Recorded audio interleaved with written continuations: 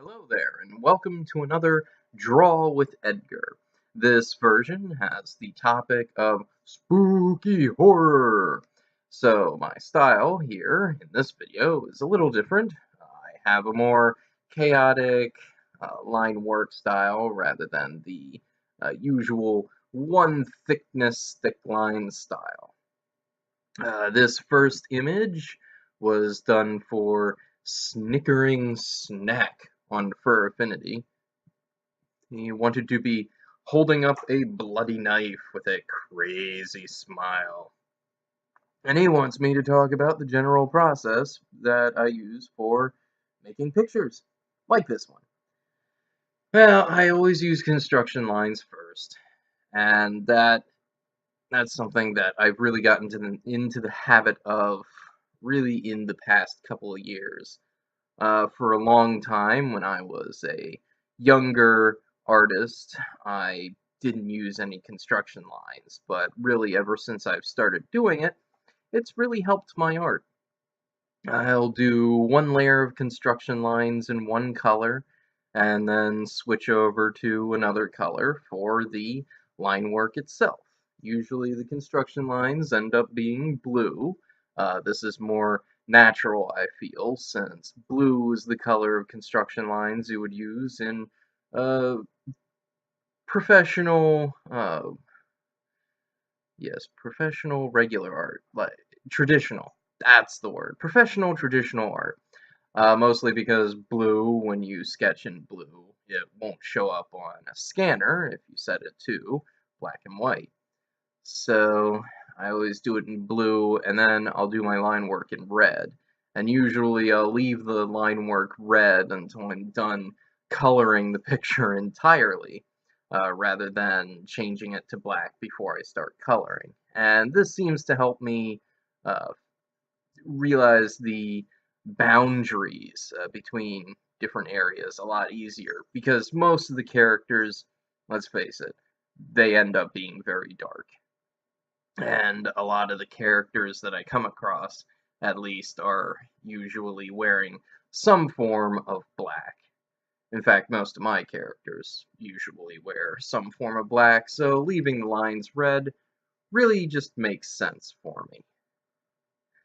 After I'm done doing the line work, I'll color, and I don't do coloring like some artists. I notice that some artists, they'll section off an area and then do an autofill. I feel that it doesn't feel as natural to me. It's not a process that I like, so I always go with the coloring in sort of thing, and I'll go over everything with solid colors, and then if I'm going to shade a piece, I'll do the shading on separate layers. This next piece is for Christian Reese on Fur Affinity. He requested to be camping and then get scared by a ghost, and like get taken off balance. So I thought I'd put the fire pit right behind him and like he's gonna fall in. But I wasn't really positive what to do with the ghost, so I just did some sort of weird purple specter thing. And he doesn't know what he wants me to talk about, so I'll talk about what I was just talking about. My process for pictures.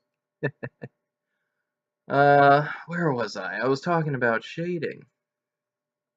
Well, shading, what I'll do if I go for soft shading, I'll actually make everything gray again. Like, I'll take the color out, and then I'll make everything dark, and basically I'll color in the light shades, or like do a removal process, but I'll do it on a separate layer that's linked with the dark, so it won't be like destructive removal.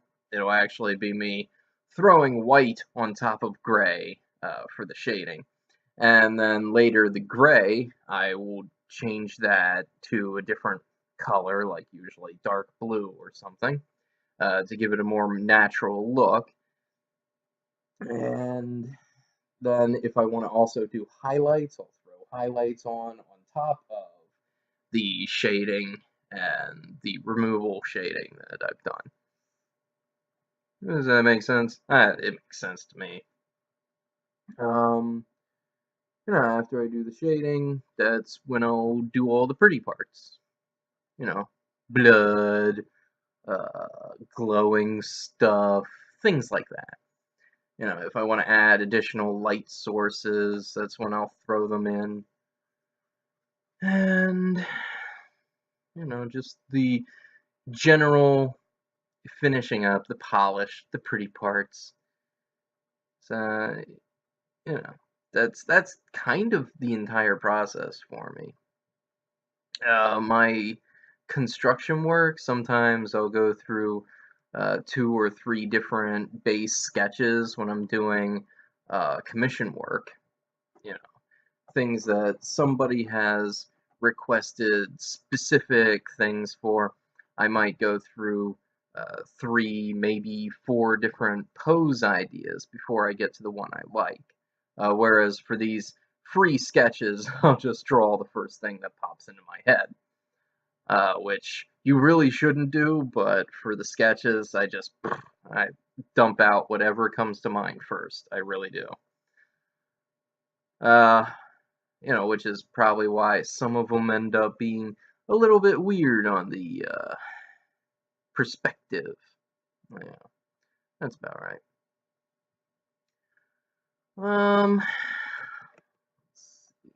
For this picture, I ended up messing up his hands. I can't hand, apparently, in this picture. I just couldn't. I thought that the straight, spiky look for hands might have actually been good for this style, and I was totally wrong. It didn't work at all. In fact, it looks a little bit weird.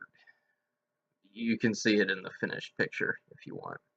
With his eyes, I didn't color them in. I ended up doing this sort of spiraling outward little black maelstrom things, which I thought were neat.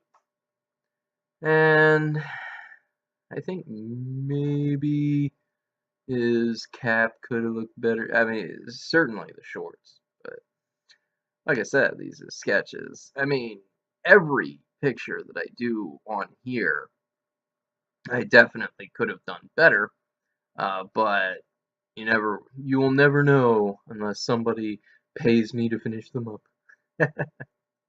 Which people totally can. Give me money to finish a picture. But I mean, since the sketches are done is the first thing that pops into my head. Why would they, right? Let's see. So I filled him in on a different layer than I did with the ghost, because the ghost ends up being transparent, as you'll see. And that I colored in the line work and made the ghost see through with a bit of glow. And with him, I think he's got some nice colors there. I mean, the black gray, and his accents are mild, which is good compared to adoptables. I always try to compare character patterns to some of the crazy adoptables you see. Do you know what I mean?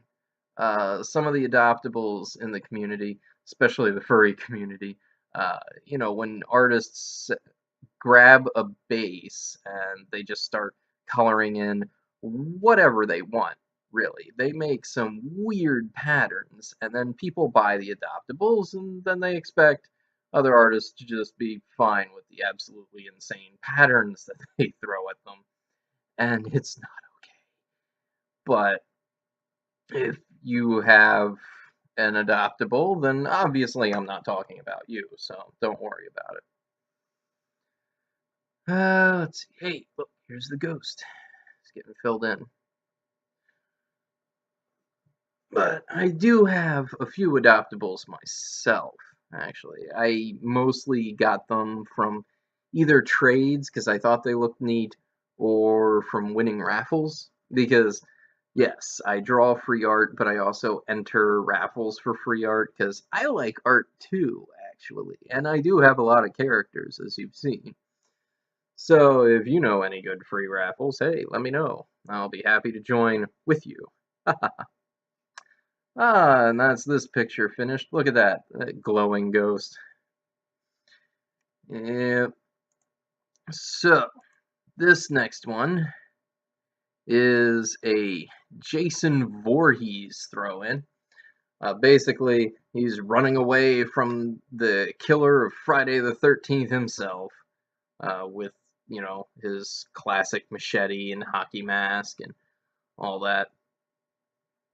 Now, the entrant didn't actually provide a reference for Jason Voorhees, so it took me a little bit to get to it, but I had a lot of fun doing Jason in the end, because it was a lot of fun. I threw in his big meaty hand. I really got the I had the reference right there in front of me, and I really got down the hockey mask in his classic fashion. I love the torn up coat that he's usually wearing, like the jacket, the ripped up shirt underneath. So I had a lot of fun doing him.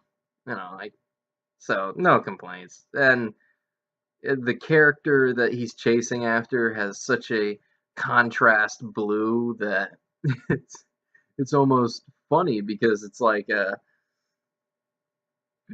saying, this creepy, horrible creature is going after the blue, lovable furry who is slashed up and running and fleeing for his life.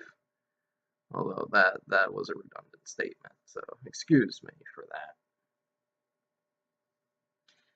I actually don't watch that much horror, because it doesn't really do that much for me.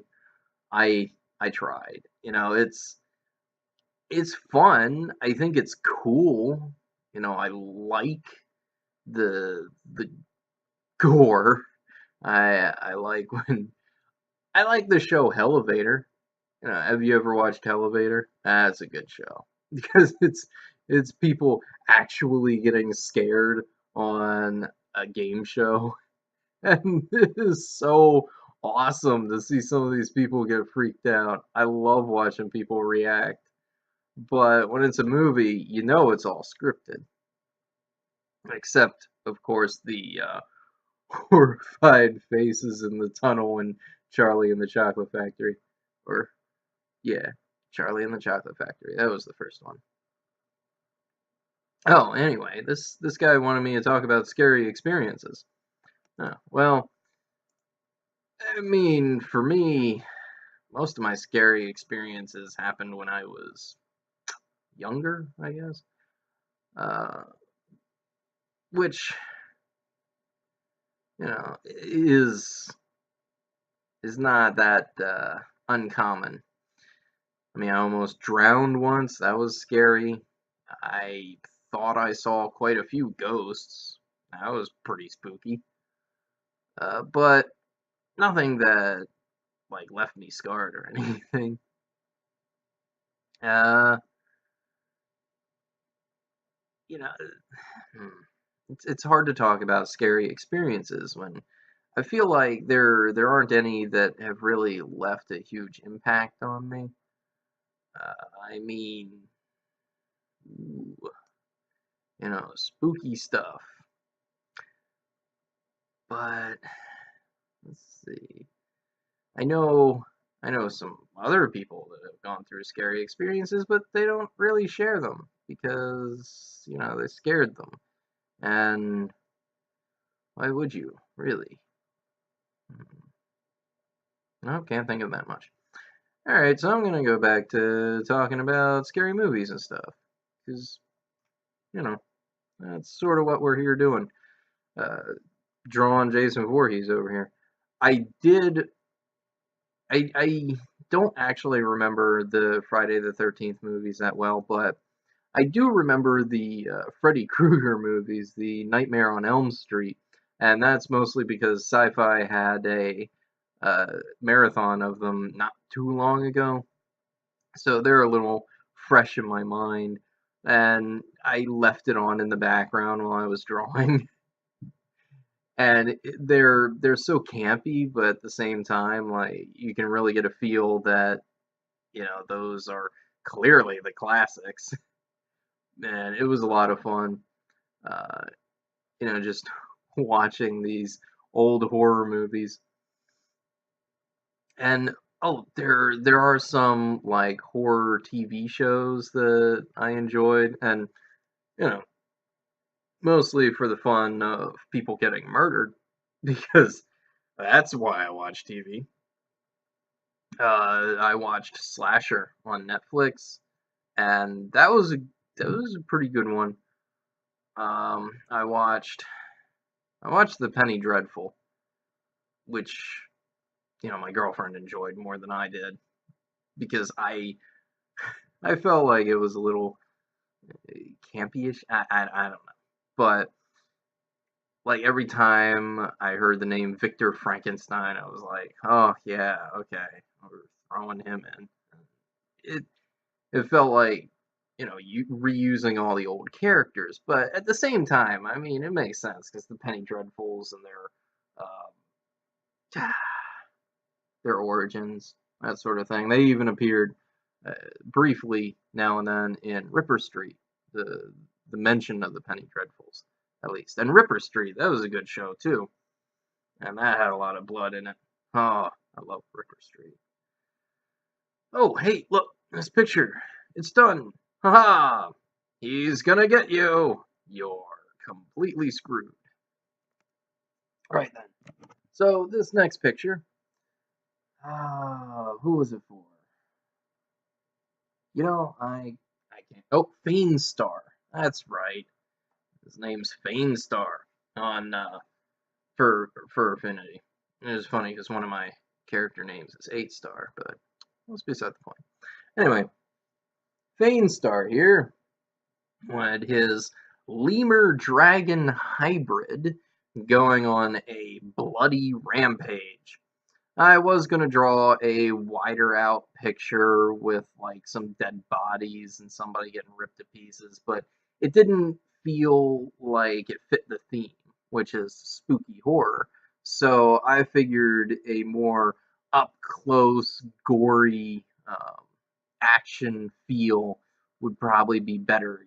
Look into the eyes of the terrible lemur dragon and this just swath of blood and foam coming from his mouth. I didn't really get the foam down, but I think I got the eyes and the blood right, and you'll see that by the end of the picture. He thought that I should talk about macabre stories and movies and anime, that sort of thing, which I've sort of been covering, so I guess I will continue with that. Um, he mentioned Death Note, which that is one of the few animes that are not only popular, but I also enjoyed. I did enjoy that quite a bit, mostly because of the gore and blood in it. In fact, one of my favorite animes stands to be uh, Hell Girl, or Jigoku Shoujo.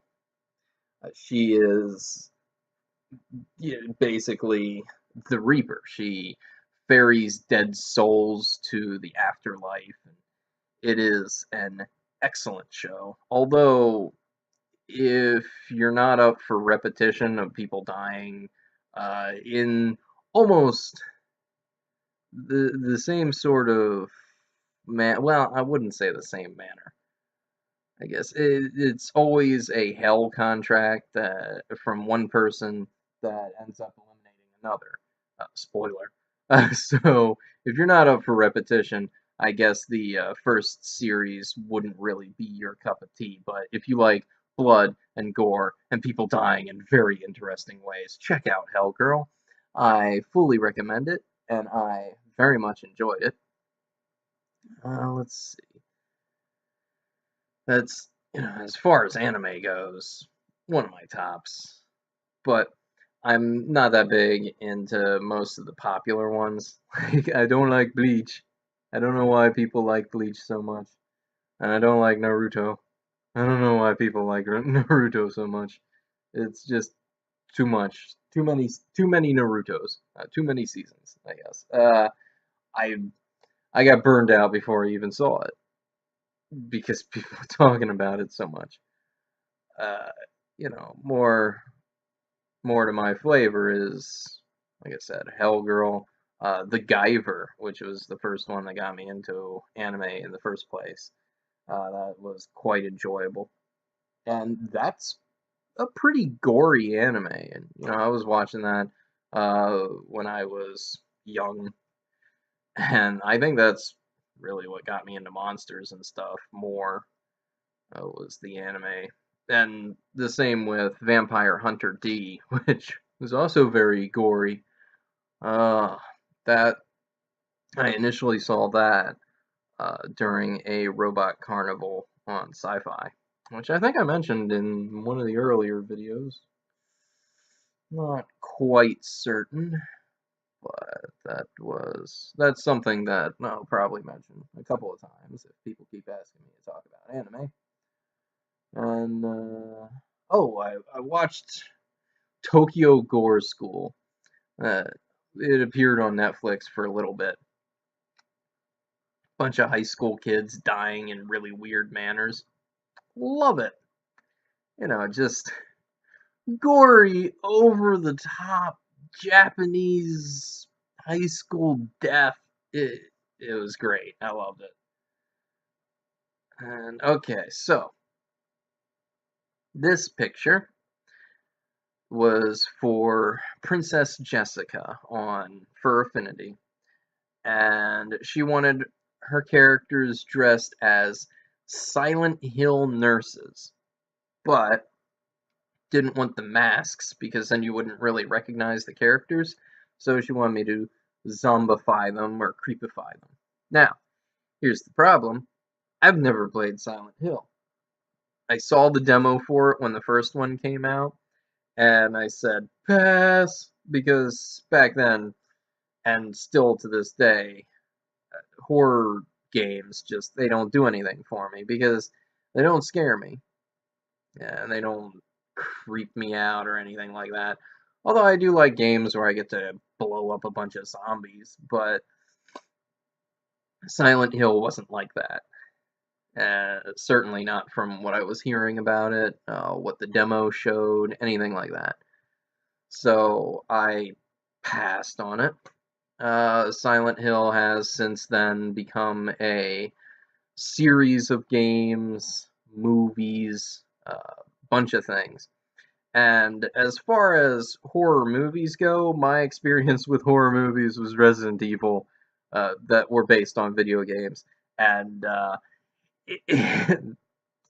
that was not impressive at all. So, of course, my experience for uh, game movies based on horror games was already terrible to begin with. So I didn't even want to check out the or the Silent Hill movies because I hadn't even played the games. But I am recently told that they are actually pretty good, so I might check them out. I might. Just as long as, they said they're good, so I may as well. Plus, I drew the nurse outfits. I certainly went overboard with the zombification. It went full body, but Fright Night nurses. I actually had a lot of fun. At first, I was just gonna sort of stick with the outfit theme, but I got taken over by the want to turn these characters into zombies, and it's not enough people ask me to zombify their characters. Certainly not enough. And once it happened, it it didn't stop. They got all shaggy, they got bloody, and the blood couldn't just be a regular red, it had to be like a crusty black. So I inked in the blood rather than just coloring it on, which is what I did with the outfits later. and they wanted them in freaky poses. So of course, here we go. They're coming at you as zombies. I certainly could have done the flashlight lighting better, which you'll see later. It doesn't really look like it's coming from the flashlight, but it's sketch, right? Sketch. You know, if any of you want this to be a finished piece, you can go ahead and send me money for it. I certainly enjoyed doing it, so why wouldn't I enjoy finishing it, right? It stands to reason. Uh, so, Princess Jessica said that she wanted me to talk about childhood fears now and how they affected me later in life, I guess.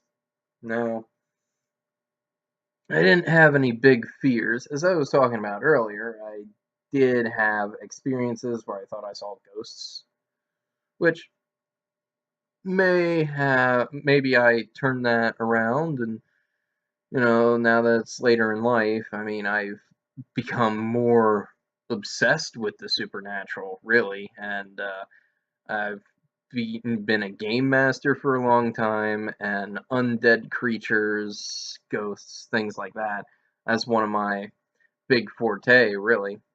So maybe I turned it around and made it a benefit for me, really. Because if it used to be a fear of mine, and now I run ghosts as freaky, horrible monsters to kill everybody with, maybe I'm a little bit like Batman. Yes, turn my fears into my strength. I am Batman. But my mom isn't dead, so and I still have my mom, not dead. Yeah. All right. Enough being Batman. Uh, I did actually have a little bit of a fear of water for a long time because I almost drowned as a kid, but I actually got over it pretty quickly because my grandmother kept taking me to the public pool, so it was either get in or be bored, and I ended up getting in. I can't swim that well. I'm still not a strong swimmer, but it's probably because I don't get in the water that often. So, maybe that's affected me a little bit. Yeah, but I've never been on a sort of, what do you call it, a swim team or anything like that, but I didn't go to a normal public school. So there was really no emphasis on physical activity with me, even though I ended up being pretty physical as an adult after I got out of private school. Which, when I say private school, I don't mean like school for really smart kids, even though I am really smart, but that's beside the point. It was more a democratic school, I guess. Basically, the students got to choose what they wanted to do, what they wanted to learn, which was a terrible idea because I ended up wanting to just play PlayStation all day, and so I did. And honestly, I think maybe it would have been better if I had a regular curriculum, but the thing is, when I was a kid, I was pretty friggin' mean. So by going to that school, I actually ended up less mean as an adult. So that's good. And being in my early 30s of age, just in case any of you were wondering, I feel that school has at least helped me to be a better, more understanding adult. Because I feel that I am able to talk to people fairly easily, at least, which is quite an improvement over when I was younger. Mostly because I couldn't quite understand how to communicate with people because I couldn't quite understand why they were talking about certain things. And really, I think that's a normal thing for people like me. The fear of being misunderstood. The fear of being alone, I guess. Maybe that was a true fear of mine, was actually being alone. And so, of course, I had to learn all about people. I applied my intelligence towards understanding other individuals. Yes, that's it. I started to understand society better because of my fears of social um, eh, what's the word I'm looking for? Don't you hate it when you go on talking about stuff and then suddenly you want a word and you totally don't remember what you're saying? Social ostracization or something like that. Kitty, I got a kitty. Oh my gosh. Mwah! All right. You'll have to excuse me. My cat was trying to get up onto the table where she knows she's not allowed to get, but she does get a little antsy when I talk a lot. It makes her a little upset because she's not used to me talking for long periods of time to nobody in particular. Because I mean, when I'm talking to my computer here, what do you think she thinks I'm talking to? Nothing. Nothing at all. She thinks I'm crazy, which is okay because she's absolutely right. I am crazy. Ah, but that's the way you all have to take me. So I'm not sorry though.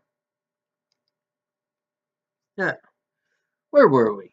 What was I talking about? Yes, childhood fears. Hmm. You know, I can't think of anything specific. And, I know a lot of people get afraid of like creepy insects, I guess, like spiders. But I'm not really afraid of spiders. I am reluctant to squish them when I see them, but that's mostly because I respect spiders and what they do. Is that weird? I respect the spiders for what they do, for all the little bugs that they eat, for all the pests that they murder. They murder pests, and I love that. I actually really like spiders. I think a lot of them have really cool patterns. Like, I love how some of them have bright neon colors, and most of them are in crazy, dangerous areas. So, you see the brightly colored spiders, and you go, oh, that is probably able to kill me. I'm so glad that I can see it. And some of them have really cool uh, shell shapes and different appearances. And I love spiders, but at the same time, I keep my distance because I want to leave them be, really. But sometimes they invade the bedroom, and I have to take them out. Because, if they invade our territory, we must squish. That is the answer. Oh, shoot, I'm off topic again. Although, I guess, I just don't have that much to really tell you about it. So, let's get to the video. Blood. It's almost over, really.